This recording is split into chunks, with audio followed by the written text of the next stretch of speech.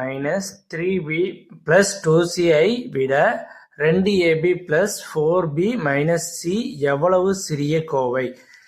இதிலிருந்து இது எவ்வளோ சிறிய கோவைன்னு கேட்குறாங்க. இதுக்குள்ள ரெண்டுத்துக்கும் உள்ள டிஃப்ரென்ஸ் தான் வந்து சிறிய கோவை எவ்வளவுன்னு சொல்லலாம். இப்போ உதாரணமாக நான் எதாவது சொல்லலாம்னா 2 5, இதில் ரெண்டில் எது பெருசு? 5.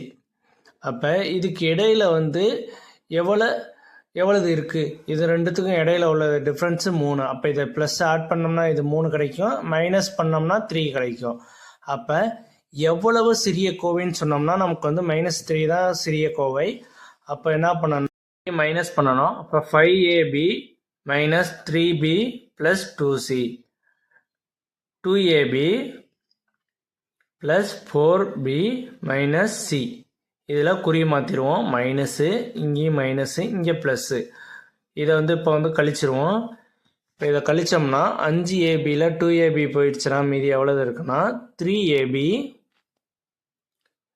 இங்கே -4, இங்கே வந்து -3. அப்போ இதை வந்து ஆட் பண்ணி மைனஸ் குறி போடணும். அப்போ -7b, -7b.